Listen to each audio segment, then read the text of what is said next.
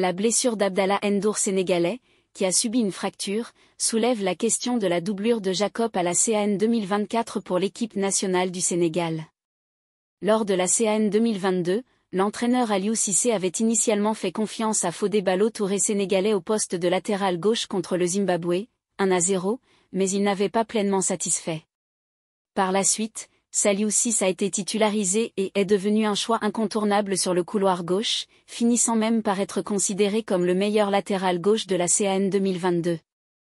Après la CAN 2022, Aliou Cissé avait essayé à nouveau de donner une chance à Fodé Ballo-Touré contre le Rwanda-Rwandais, 1-0, mais il a fallu l'entrée en jeu de Saliou Ciss pour voir ce dernier obtenir un pénalty dans les dernières secondes du match. Fodé Ballo-Touré semble avoir des difficultés en équipe nationale sénégalaise, en plus de ne pas être titulaire à Fulham. Par conséquent, il se pose la question de savoir s'il ne serait pas risqué de le considérer comme la doublure de Jacob à la CAN 2024. Une alternative pourrait être Moussa Ndiaye sénégalais, qui est titulaire indiscutable à Anderlecht et qui faisait partie du groupe lors de la Coupe du Monde 2022. Moussa Ndiaye appartient à la même génération que des joueurs comme Formose Mendy, Niakhaté Ndiaye, Pape Makhtar Sarr et Dion Lopi.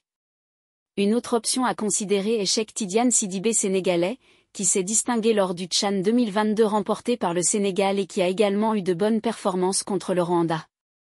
De plus, Sidibé est réputé pour son expertise dans les balles arrêtées, ce qui peut être un atout précieux.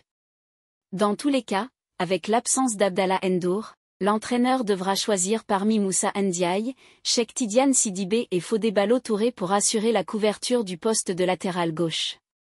Nous espérons un prompt rétablissement à Abdallah N'Dour, qui avait réalisé une excellente prestation lors de sa seule titularisation contre le Mozambique, 5-1.